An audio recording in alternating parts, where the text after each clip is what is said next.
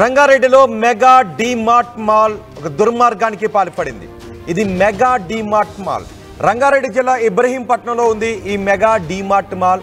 ఈ mega DMart mall నిర్వాహకులు దారుణానికి పాల్పడ్డారు. ఈ మెగా డీమార్ట్ మాల్లో ఒక చిన్న పిల్లాడు ఒక చిన్న చాక్లెట్ దొంగతనం చేశాడు అని ఆ చిన్న పిల్లాడికి చిత్రహింసలు పెట్టారు ఆ మెగా డీమార్ట్ నిర్వాహకులు.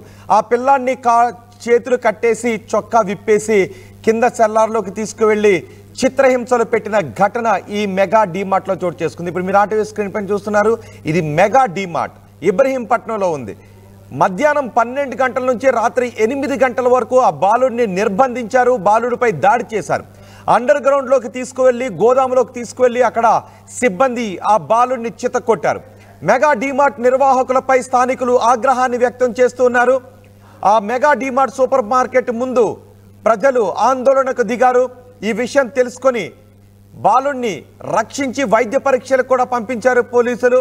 బాలుడి తల్లిదండ్రుల ఫిర్యాదుతో మెగా డీమార్ట్ యాజమాన్యంపై కేసు కూడా నమోదు చేశారు. నిజానికి చాక్లెట్ దొంగతనం చేస్తే అందుకు సంబంధించి తగిన చర్యలు చట్టబద్ధంగా తీసుకోవాలి. లేదు అంటే చిన్నపిల్లల్లో సహజంగా అలాంటి చేతివాటం కనిపిస్తూ ఉంటుంది. అది తప్ప ఒప్ప దాని కారణాలు ఏంటి అన్న జోలికి ఇప్పుడు వెళ్ళడం లేదు. నిజానికి ఎక్కడైనా చిన్నపిల్లల్లో అలాంటి చేతివాటం కనిపిస్తే ఆ పిల్లల దగ్గరకు వచ్చి తీసుకుంటారు. లేదు అంటే మీ పిల్లలు ఇలా చాక్లెట్ తీసుకున్నారు అని తల్లిదండ్రుల దగ్గర నుంచి డబ్బులు వసూలు చేస్తారు.